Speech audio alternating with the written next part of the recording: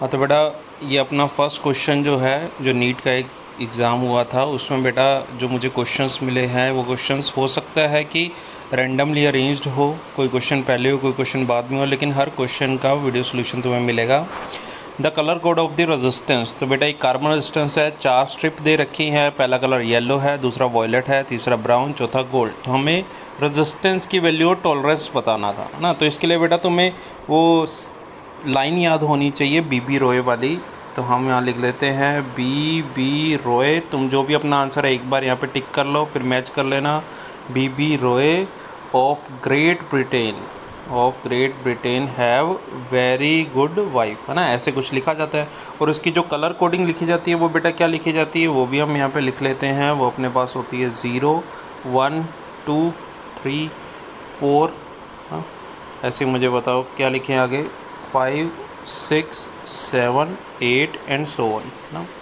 अब बेटा फर्स्ट जो स्ट्रिप थी वो इसमें थी येलो कलर की, है ना। येलो कलर की अगर अपने पास स्ट्रिप थी ना, तो येलो जो था वो अपने पास 4 नंबर का था, है ना। 4 नंबर का था तो मतलब 4 जो है वो सबसे पहले आएगा, ठीक है। तो 4 सबसे पहले लिख दिया। उसके बाद बेटा था वॉयलेट था, तो मैं यहाँ पे क्या लिख दूँ 7, ठीक है। उसके बाद बेटा जो थर्ड स्ट्रिप होती है वो मल्टीप्लाई करके लिखी जाती है, तो इंटू 10 की पावर में लिखा जाता है, मतलब मल्टीप्लायर आता है। तो वो था बेटा ब्राउन। अब ये जो फर्स्ट होता है ये बेटा होता है ब्लैक, और सेकंड वाला जो होता है ये बेटा क्या होता है ब्राउन। तो सेकंड वाला ब्राउन है तो इसकी पावर क्या है 1, तो यहाँ पावर लिख देते हैं 1 इंटू टॉलरेंस, है ना, या प्लस माइनस करके तुम टॉलरेंस लिख सकते हो। तो अगर टॉलरेंस की बात करें तो बेटा गोल्ड दे रखा है, तो गोल्ड की टॉलरेंस तुम्हें पता होनी चाहिए। ये क्या लिखते हैं ±5%। तो बेटा आंसर अपने पास होना चाहिए 470 और 5%। तो सेकंड ऑप्शन बेटा करेक्ट है, चेक कर लो बेटा अपने अपने कोड के अकॉर्डिंग, सेकंड ऑप्शन इसका आएगा। तो बेटा मीटर ब्रिज के ऊपर ये क्वेश्चन आया है, अच्छा क्वेश्चन है। A resistance wire connected in the left gap of a meter bridge balances a 10 ohm resistance in the right gap at a point which divides a bridge wire in the ratio 3:2। मतलब अपने पास जो metre bridge के left gap और right gap है उसमें एक तो resistance बेटा लगा हुआ है R, और दूसरा रेजिस्टेंस बेटा कौन लगा हुआ है 10, और ये बैलेंस हो रहे हैं, और बैलेंस के लिए उसने जो वायर का रेशो दे रखा है वो 3:2 है ना। तो मतलब हम मान सकते हैं कि एक तो है बेटा 3x लेंथ और दूसरी कितनी है 2x लेंथ। तो यहाँ से मुझे बता दो R का आंसर कितना आएगा, R/3x लिख देते हैं इक्वल्स टू 10 क्या लिख दें 2x। तो बेटा यहाँ से अगर तुम सॉल्व करोगे तो रेजिस्टेंस का जो आंसर आ रहा है ये तो अपने पास आ रहा है 15 ओम, ठीक है। अब ज़रा आगे बढ़ते हैं, क्या दिया है उसने आगे दिया, if the length of the resistance wire is 1.5 metre, यानी अगर वायर की लेंथ 1.5 मीटर है तो 1 ओम की ये जो वायर है उसकी लेंथ कितनी होगी। तो ये 1.5 मीटर बेटा किसके कॉरस्पॉन्डिंग आई है, ये जो हमने रेजिस्टेंस निकाला है, इस R की अगर लेंथ L है उसकी रेजिस्टेंस 15 ओम है, यानी 15 ओम जो रेजिस्टेंस है वो किसके कॉरस्पॉन्डिंग है 1.5 मीटर के। तो 1 ओम के लिए कितना वायर चाहिए होगी बता दो, लेंथ क्या लिख दूं, क्या 1.5 डिवाइड बाई 15 लिख दूं, क्या आंसर 0.1 मीटर आ जाएगा। तो 0.1 मीटर आंसर आएगा। तो बेटा कौन सा ऑप्शन करेक्ट होगा, डी ऑप्शन बेटा इसका करेक्ट है। तो जिनका F3 कोड है उनका 45 का आंसर होना चाहिए 4। हाँ तो बेटा एक अच्छा क्वेश्चन आया मॉडर्न फिजिक्स के ऊपर, हालांकि ये भी फॉर्मूला बेस्ड ही है। Light with average flux of 20 what पर सेंटीमीटर स्क्वायर ना, तो बेटा इसने जो फ्लक्स दे रखा है उसकी वैल्यू उसने दे रखी है 20 वॉट पर सेंटीमीटर स्क्वायर। यूनिट से ही तुम समझ सकते हो कि ये जो फ्लक्स होता है ये बेसिकली अपने को क्या दे रखी है, ये अपने को दे रखी है इंटेंसिटी। वॉट पर centimetre square power upon area, ये एक्चुअली में अपने पास क्या होती है बेटा, ये इंटेंसिटी अपने को गिवन है। Falls on the non reflecting surface at normal incident having surface area 20 centimetre square, मतलब जिस एरिया पे वो इंसिडेंट हो रही है उसकी वैल्यू भी गिवन है। The energy received by the surface during the span of 1 minute, यानी 1 मिनट में उस सरफेस पे कितनी एनर्जी इंसिडेंट होगी। तो बेटा इंटेंसिटी का मैं फॉर्मूला लिख देता हूँ, वो होता है बेटा energy per unit area per unit time. Energy बेटा तुम्हें पता करनी है, तो एनर्जी का फॉर्मूला बन गया I × A × T।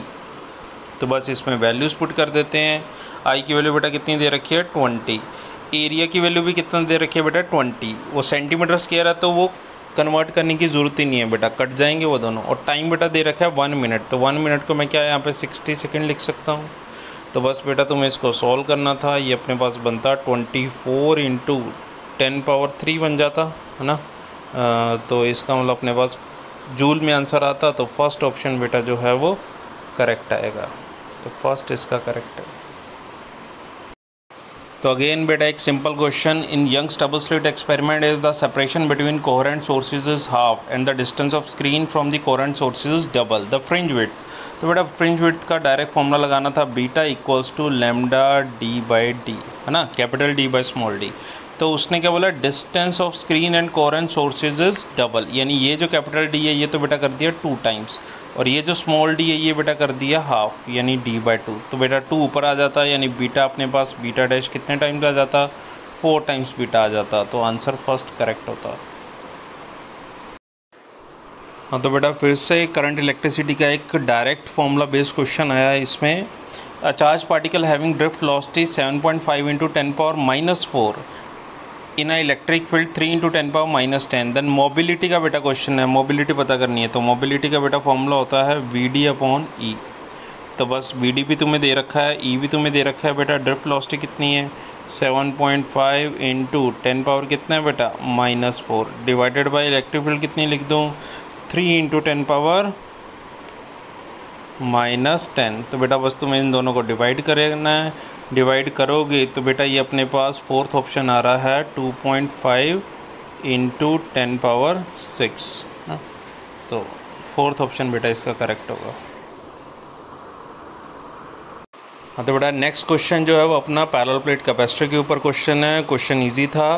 The capacitance of parallel plate capacitor with air as a medium is 6 microfarad, यानी जब उसके अंदर एयर है तो कैपेसिटेंस कितनी है, 6 माइक्रोफराड।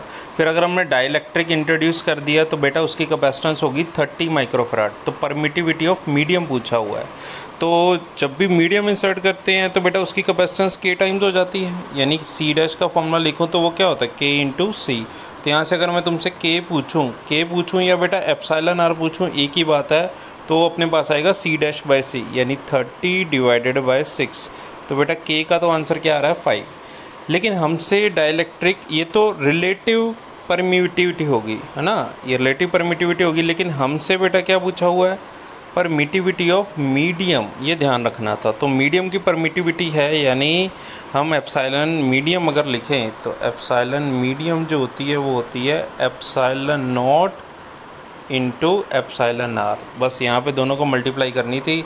ε0 की बेटा वैल्यू क्या दे रखी है, ये अपने पास है 8.85 × 10⁻12 × εr। εr बेटा मैं यहाँ पे कितना लिख दूँ, मल्टीप्लाई करके 5। यहाँ तक बात समझ रहे हो।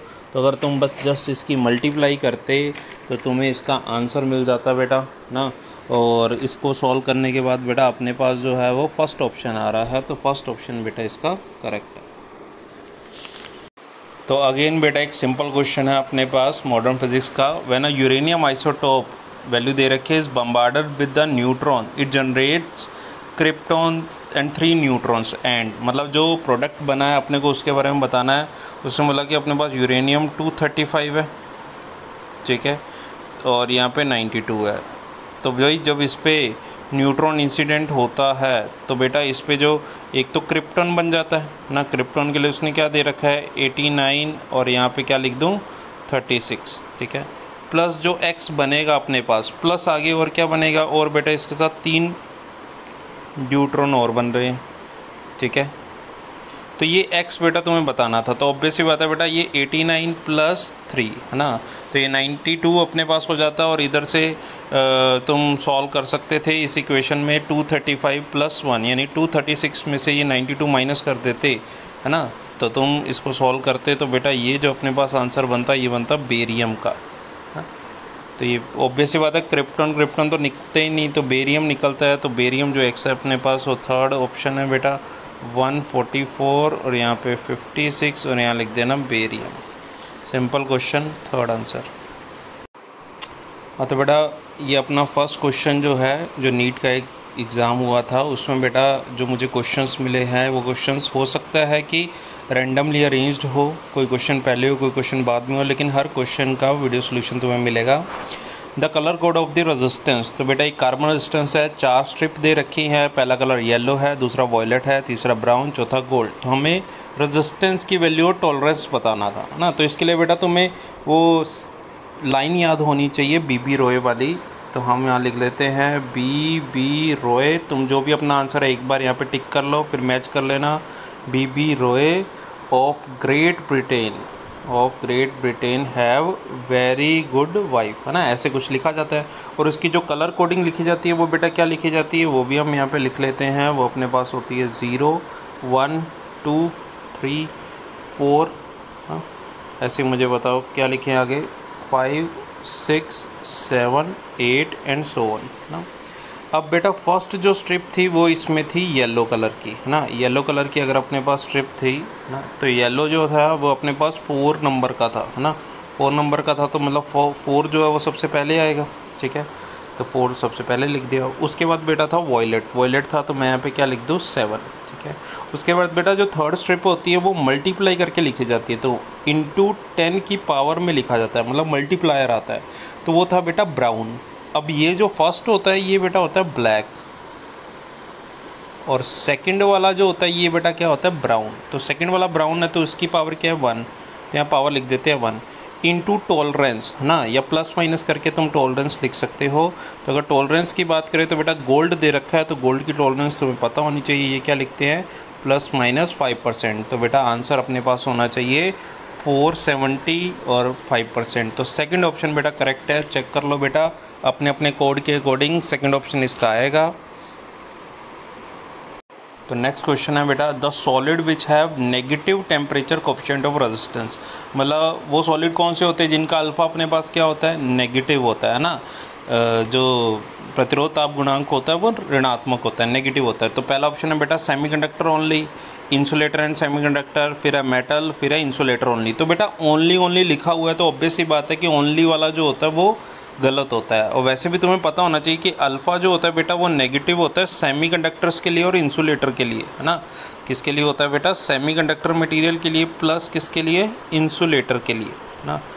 तो मुझे बताओ कि ऐसा क्यों, क्योंकि अगर हम टेम्परेचर इंक्रीज़ करते हैं तो सेमीकंडक्टर मटेरियल में तुमने क्या पढ़ा हुआ है, अगर टेम्परेचर इंक्रीज़ करोगे ना तो सेमीकंडक्टर मटेरियल का अगर टेम्परेचर इंक्रीज़ करोगे तो उसकी रेजिस्टिविटी जो होती है वो बेटा डिक्रीज़ होती है, रेजिस्टेंस इंक्रीज़ होता है।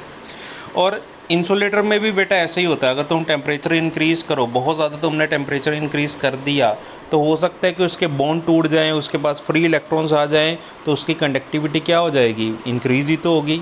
तो दोनों के लिए नेगेटिव होता है, तो अपने पास आएगा सेकंड ऑप्शन जो है वो करेक्ट है इसका। तो यहाँ याद रखना बेटा ये F3 कोड का चल रहा है एक्चुअली में, तो F3 कोड जो है, तो F3 कोड का जो 30 नंबर क्वेश्चन है उसका सेकंड ऑप्शन करेक्ट है बेटा, चेक कर लेना।